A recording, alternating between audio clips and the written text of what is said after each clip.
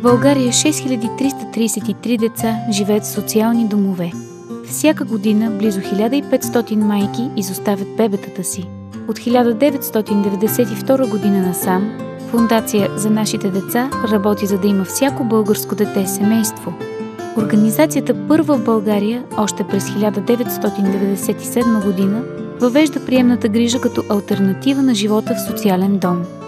Приемната грижа е временна грижа. Временна грижа за чуждо дете.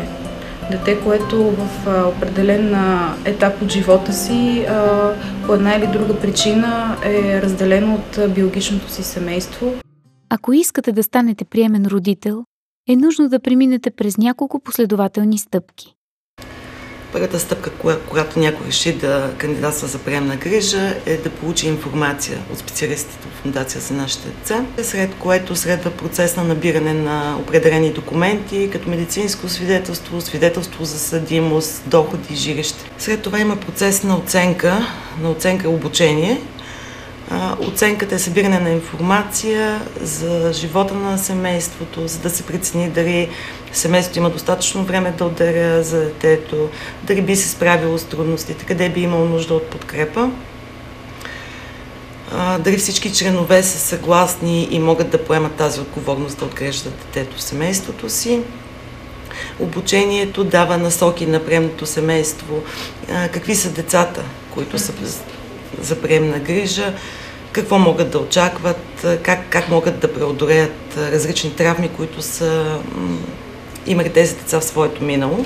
Обучението на приемните родители е много важно. Аз съм абсолютно сигурна в това, защото в главата ти винаги е някаква идеална картинка. Нали? Ти виждаш едни тъжни деца, гледал си филмчета или си ходил на посещение в дом, преживяваш себе си като спасител на тях и просто мозъкът ти чертае, фантазията ти чертае някакви идеални варианти, в които това дете просто идва, прегръщате, целувате, вие живеете щастливо, една музика тече, нали, от всякъде и въобще всичко е цветя и рози, но всъщност точно в това обучение трябва много ясно да се обрисуват децата, които се взимат от институции, които имат много специфични нужди. Одобрението става от семейството, се явява заедно с оценката пред комисия за детето.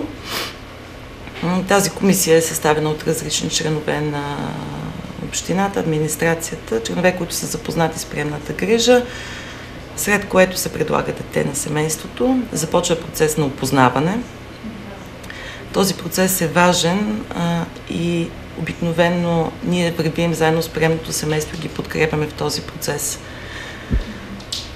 Следва настаняване на детето, период на адаптация, в който семейството също има нужда от подкрепа, има нужда от някой, който да им партнира в опознаването, както и след това. На всеки един етап на бъдещите кандидати, въобще на хората, които се включват в тази инициатива, им се обяснява, че имат свободата да изберат и да кажат: аз съм до тук, нататък не мога да продължа, или аз продължавам, смятам, че това е нещо, с което искам да се занимавам. След като вече детето е при вас, нашите специалисти ще продължат да ви помагат и подкрепят в грижата ви за него.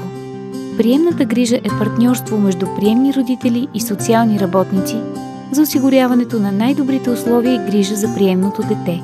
Приемната грижа е едно партньорство. Това е вид работа и професия, която ние сме един вид колеги.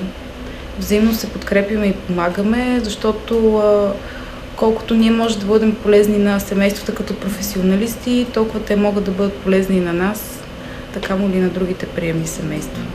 Приемната грижа може да бъде и професия, но професията приемен родител няма нищо общо с която и да е друга работа.